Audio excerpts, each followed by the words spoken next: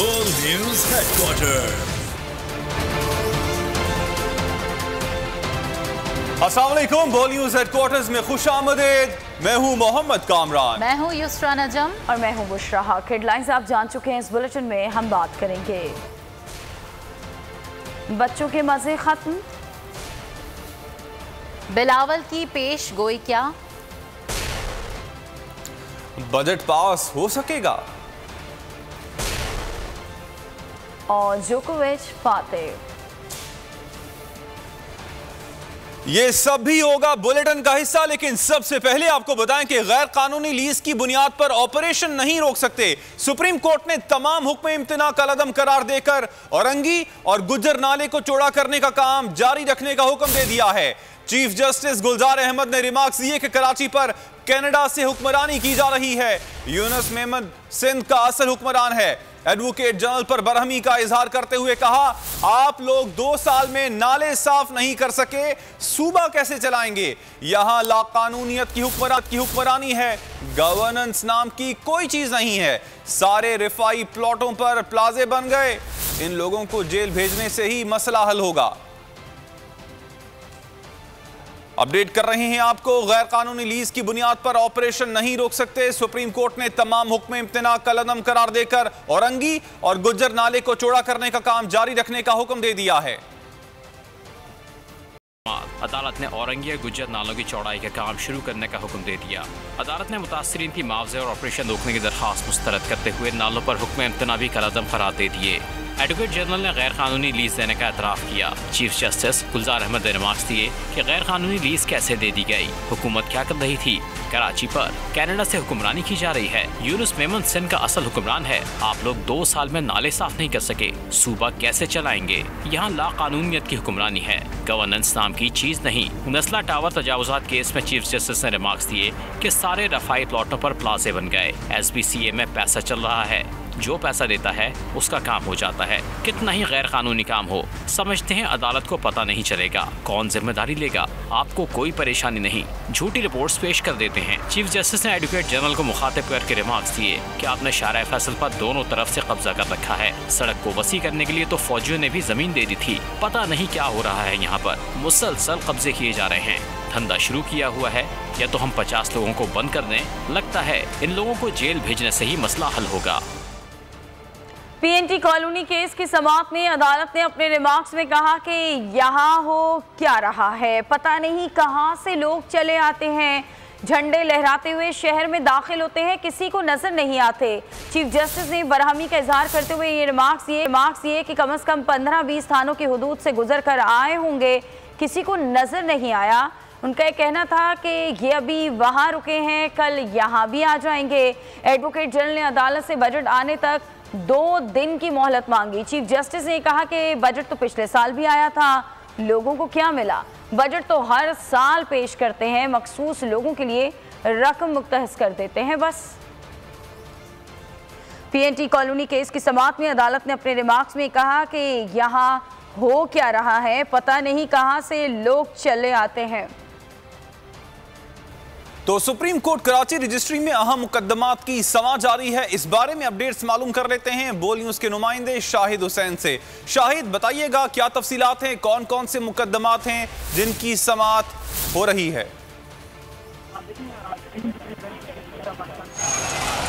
पाकिस्तान के सरबराह कराची रजिस्ट्री में समाअत कर रहे हैं और आज जो इब्तदाई तौर पर 4 अहम तरीन मामला थे उनकी अदालत ने समाअत की। एक तो गुज्जर नाला, औरंगी नाला, नस्ला टावर, कॉम 3 जो कि बेनज़ीर शहीद पार्क के कोने पे बनाया गया है, उस हवाले से PNT कॉलोनी, और इसके अलावा जो आखिरी केस था अब जो कुछ देर पहले समाअत हुई है वो है हिल पार्क की ज़मीन पर कब्जे से मुतालिक। सबसे पहले अदालत ने जो समाअत की वो औरंगी नाला और गुज्जर नाले से मुतालिक समाअत की। अदालत ने मुकम्मल तौर पर जो लीजें दी गई थी उन तमाम लीजों के हवाले से जो हुक्म इम्तियाज जारी किया गया था एंटी इंक्रोचमेंट ट्रिब्यूनल से और सिंध हाई कोर्ट से, वो कलअदम करार देते हुए ऑपरेशन जारी रखने का हुक्म दिया। और अदालत ने कहा कि जिन जिन के लीजें दी गई थी मुख्तलिफ इदारों की जानिब से वो अपने दस्तावेजात लेकर मुतल्लिका जो है वो इदारों से रजू करें और हुकूमत को कहा है कि फौरी तौर पर यह ऑपरेशन जो है वो जारी रखा जाए और नालों को क्लियर करार दिया जाए, क्योंकि हुकूमत की जानिब से कहा गया है कि मुख्तलिफ इदारों जिसमें कच्ची आबादी, KMC और दीगर ने जो है नालों के अतराफ में गैर कानूनी तौर पर लीज दी। नाले चूँकि पहले चौड़े थे, उसके बाद फिर अब उनकी चौड़ाई कम करके उसको लीज दी गई। अदालत में जो मुतासरीन की जानिब से भी एक दरख्वास्त दायर की गई थी, अदालत ने वो दरख्वास्त मुस्तरद की है और कहा है कि ये जाली लीज हैं, हम इनको तस्लीम नहीं करते। दूसरा, किडनी हिल के किनारे पर एक मस्जिद बनाई गई है, अदालत ने मस्जिद की लीज को भी गैर कानूनी करार दिया और कमिश्नर कराची को कहा है कि जो हमने हुक्मनामा दिया था कि किडनी हिल की ज़मीन जो है मुकम्मल तौर पर जो कि 62 एकड़ मुकर्रर की गई है उसको जो है वो क्लियर कराएं, और अगर आपने ये ज़मीन क्लियर नहीं की तो आपको यहाँ 2 मिनट में फर्द जुर्म आयद करेंगे और सीधा यहाँ से जेल भेज देंगे। इसके अलावा कॉम 3 की इमारत है जो कि बिलावल हाउस चुरंगी के बिल्कुल कोने पर बनाई गई है, अदालत ने उस पर तामीरात रोक दी हैं और 2 रोज़ में कहा कि KDA चूँकि उस KDA ने तस्लीम किया कि लीज़ उनकी जानिब से दी गई थी, अदालत ने उसको लीज़ को भी कैंसिल कर दिया है। इसके अलावा सूबाई हुकूमत की कारकर्दगी के ऊपर अदालत ने सवालात उठाए कि सूबाई हुकूमत का कारनामा है कि बद से चीज़ को बदतर बना दिया जाए। पूरे मुल्क में तरक्की हो रही है और सूबे में कोई तरक्की नाम की कोई चीज़ नहीं है। थर में देखें लोग पानी के लिए तरस रहे हैं और ख़ासतौर पर बजट के हवाले से जब एडवोकेट जनरल सिंध ने बात की तो उस पर भी अदालत ने बरहमी का इजहार किया और कहा कि जो सिर्फ जो अदाद शुमार पेश किए जाते हैं वो सिर्फ अल्फाज का हेर फेर होता है, लेकिन किसी गरीब आदमी के लिए खासतौर पर जो कराची में तरक्याती मनसूबे उस पर कोई रकम मुख्तस नहीं की जाती और बड़े लोगों के लिए जो है वो जो रकम मुख्तस की जाती है उस पर अदालत ने सवालात उठाए और चूँकि एडवोकेट जनरल सिंध ने कहा था कि उनको जो है वो मोहलत दी जाए 2 रोज़ की और 2 रोज़ के बाद जो तफसीलात पेश करेंगे। इस तरह अब भी जो दीगर मामला हैं उसकी समाअत जारी है और अदालत ने एक तो कंटोनमेंट बोर्ड के हुकाम और सिंध हुकूमत और दीगर पर बरहमी का इजहार भी किया है। ठीक शाहिद, आपने अपडेट किया, आपका शुक्रिया। और सिंध में तुलबा के लिए अच्छी खबर है, 6ठी से 8वीं जमात तक की क्लासेस कल से शुरू कर दी जाएंगी। प्राइमरी क्लासेस भी 21 जून से शुरू होने का इम्कान है। सिंध कोरोना टास्क फोर्स इजलास में अहम फैसले होंगे। वजीर आला सिंध कहते हैं सूबे में अब कारोबार भी हफ्ते में 1 रोज इतवार को बंद होगा। फैसले 6ठी से 8वीं जमात तक की क्लासेस कल से शुरू कर दी जाएंगी। ट्वीट में वज़ीर तालीम सिंध सईद गनी ने कहा कि कोरोना की सूरत हाल मजीद बेहतर होने की सूरत में प्राइमरी क्लासेस भी 21 जून से शुरू कर दी जाएंगी। स्कूलों के तमाम अमले को वैक्सीनेटेड होना लाजमी करार दिया गया है। टास्क फोर्स इजलास में वज़ीर आला सिंध का कहना था कि सूबे में अब कारोबार भी हफ्ते में 1 रोज इतवार को बंद होगा। वज़ीर आला सिंध ने एक्सपो सेंटर पर बिना वैक्सीन सर्टिफिकेट जारी करने की खबर का नोटिस लिया। कहा कोरोना के मामलों में कोई करप्शन या नाअहली बर्दाश्त नहीं की जाएगी। वज़ीर आला ने IG सिंध को हिदायत दी कि ड्राइविंग लाइसेंस के लिए कोरोना वैक्सीन सर्टिफिकेट लाजमी करार दिया जाए। रिपोर्ट आपने देखी। टास्क फोर्स इजलास के बारे में मजीद अपडेट जान लेते हैं। सलाहुद्दीन हमारे साथ मौजूद हैं। सलाहुद्दीन बताइएगा क्या अहम फैसले लिए गए हैं इजलास में? बिल्कुल, वज़ीर आला सिंध सैयद मुराद अली शाह की सदारत में सूबाई कोरोना टास्क फोर्स का इजलास मुनक्किद हुआ जिसमें जो है सूबाई वज़रा और वज़ीर सेहत ने भी शिरकत की। तो वज़ीर आला सिंध में जो है कोरोना की सूरत हाल पर जो जायजा लिया गया तो उसमें बताया गया कि अब जो है कोरोना की सूरत हाल काफ़ी हद तक बेहतर हो गई है, जो इसकी रेशो है वो काफ़ी हद तक कम हो गई है। तो इस हवाले से जो है उन्होंने बहुत अहम फैसले लिए। जो ताजरों का अहम मुतालबा था कि कारोबार खोलने में उनके जो है फैसले अहम किए जाएं, तो इस हवाले से वज़ीर आला सिंध ने एक फैसला किया कि जो हफ्ते में 2 रोज कारोबार बंद होता था अब वो हफ्ते में 1 हफ्ते तक जो है कारोबारी सरगर्मियां जो है वो जारी रहेंगी।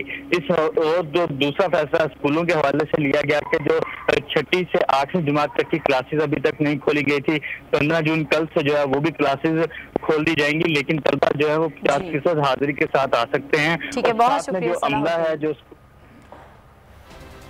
खबरों में आगे देखिए, पंजाब बजट में खास क्या? और महंगाई का सुनामी आएगा। खैबर पख्तूनख्वा के गर्म इलाकों में ताहुक्म सानी प्राइमरी और मिडिल स्कूल बंद कर दिए गए हैं। महकमा तालीम के एलामिये के मुताबिक 9वीं जमात से 12वीं तक के तलबा के लिए दर्सगाहें खुली रहेंगी। सिर्फ वो मज़ामीन पढ़ाए जाएंगे जिनका इम्तिहान होगा। विंटर जोन में प्राइमरी से हायर सेकेंडरी तक स्कूल मामूल के मुताबिक खुलेंगे। फैसलों का इत्तलाक तमाम सरकारी और प्राइवेट स्कूल्स पर होगा।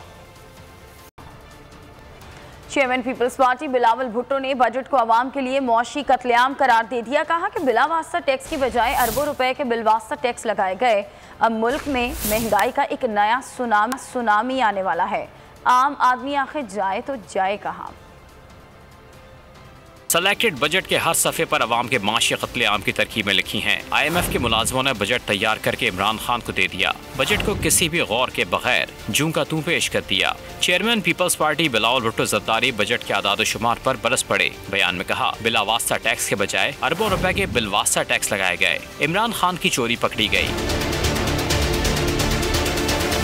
PTI ने आम आदमी के इस्तेमाल की हर शय पर अरबों का टैक्स लगा दिया। अब मुल्क में महंगाई का एक नया सुनामी आने वाला है। बिलावल भुट्टो ने कहा, कोरोना वायरस से बचने के लिए आवाम ने ऑनलाइन खरीदारी शुरू की तो इमरान खान ने इस पर सेल्स टैक्स लगा दिया। आम आदमी आखिर जाए तो कहां जाए। असम्बली और PP रहनुमा खुर्शीद शाह के बेटे फरूख शाह को जेल भेजने का हुक्म। एहतसाब अदालत सक्खर ने नैब के जिस्मानी रिमांड की दरख्वास्त मुस्तरद कर दी। फरूख शाह को 15 जून को दोबारा अदालत में पेश करने की हिदायत। 2 रोज कबल MPA फरूख शाह को नैब ने गिरफ्तार किया था।